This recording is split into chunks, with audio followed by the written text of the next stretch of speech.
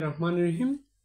প্রিয় অর্থনীতি তৃতীয় বর্ষের শিক্ষার্থীরা, আজ আমরা আলোচনা করব ইন্টারন্যাশনাল ইকোনমিক্স ওয়ানের একটি গুরুত্বপূর্ণ বিষয় নিয়ে। সেটি হচ্ছে দ্বিতীয় সর্বোত্তম তত্ত্ব বা theory of the second best, অর্থাৎ পিগু ও স্যামুয়েলসনের যে সেকেন্ড বেস্ট থিওরিটা, সেটা আমরা আলোচনা করব। আমরা জানি একাধিক কারণে সর্বোত্তম বা সর্বোচ্চ কল্যাণে পৌঁছাতে পারি না। সমাজে অনেক বাধা রয়েছে, যে বাধাগুলোর কারণে আমরা সর্বোচ্চ কল্যাণে পৌঁছাতে পারি না। ফলে আমাদেরকে সর্বোচ্চ কল্যাণের কাছাকাছি একটা স্তরে সন্তুষ্ট থাকতে হয়। এটাই হচ্ছে দ্বিতীয় সর্বোত্তম তত্ত্ব, অর্থাৎ সর্বোচ্চ থেকে একটু নিচে কিন্তু সর্বনিম্ন থেকে উপরে। এটাই হচ্ছে দ্বিতীয় সর্বোত্তম তত্ত্বের মূল কথা। এখন তার জন্য আমাদের তিনটা বিষয় লাগবে। একটা হচ্ছে পূর্ণপ্রতিযোগিতামূলক বাজার রাখতে হবে, বাহ্যিকতা থাকবে না, পূর্ণপ্রতিযোগিতামূলক বাজার থাকবে এবং বাহ্যিকতা থাকবে না। তার সাথে আরও অনেকগুলো বিষয় রয়েছে। বাহ্যিকতা থাকবে না, যদি কোনো কারণে বাহ্যিকতা চলে আসে তাহলে দেখা যাবে যে সর্বোত্তম কল্যাণে আমরা পৌঁছাতে পারি নাই।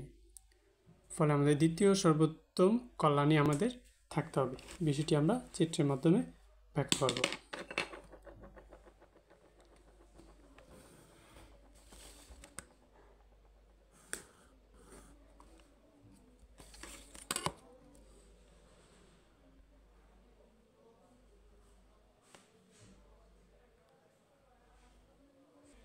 এখন আমরা মূলবিন্দু নেব, মূলবিন্দু, লম্ব অক্ষ নেব ওয়াই দ্রব্য, ভূমি অক্ষ নেব এক্স দ্রব্য। পূর্বে আমরা বলেছি যে সর্বোত্তম কল্যাণে পৌঁছানোর জন্য প্রথমে পূর্ণপ্রতিযোগিতামূলক থাকতে হবে, বাহ্যিকতা থাকতে পারবে না এবং দ্রব্য ও উপকরণের সমজাতীয় হতে হবে, উপকরণগুলো সমজাতীয় হবে। কিন্তু দেখা যায় বাস্তব ক্ষেত্রে এই বাহ্যিকতা থাকার ফলে আমরা সর্বোচ্চ কল্যাণে পৌঁছাতে পারি নাই। তার জন্য আমাদের দ্বিতীয় সর্বোত্তম কল্যাণে সন্তুষ্ট থাকতে হয়। চিত্রের মাধ্যমে আমরা বিষয়টি দেখাবো। এ বি হচ্ছে উৎপাদন সম্ভাবনা রেখা। আমরা জানি কি যে উৎপাদন সম্ভাবনা রেখা এবং নিরপেক্ষ রেখা স্পর্শ হতে হবে এবং নিরপেক্ষ রেখা মূলবিন্দু থেকে উত্তল হতে হবে। এখন দেখো, আমরা এক সেট নিরপেক্ষ রেখা অঙ্কন করলাম, যাকে আমরা নিরপেক্ষ মানচিত্র বলতে পারি, যাকে আমরা নিরপেক্ষ মানচিত্র বলতে পারি। তো IC1, IC2, IC3, এটা হচ্ছে HI, এটা হচ্ছে J, HIJ। এবার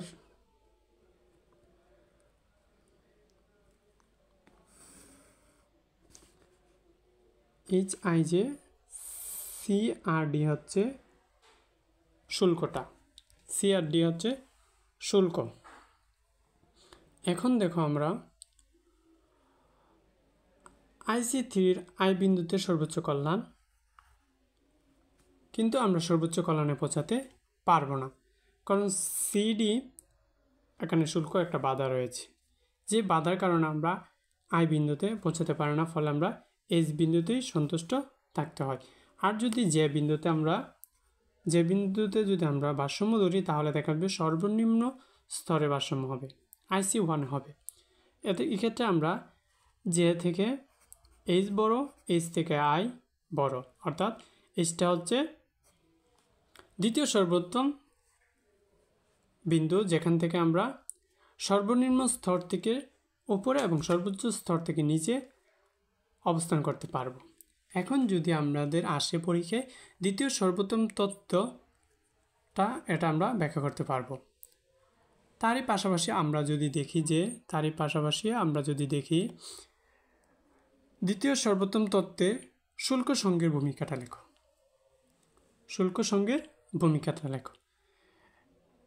এই চিত্রের মাধ্যমে আমরা শুল্ক সঙ্গের ভূমিকাটা দেখাতে পারবো। অর্থাৎ এখানে আমরা কে বিন্দু, ডব্লিউ বিন্দু নিলাম। শুল্ক সংজ্ঞের আগে প্রাথমিক অবস্থায় ডব্লু বিন্দুতে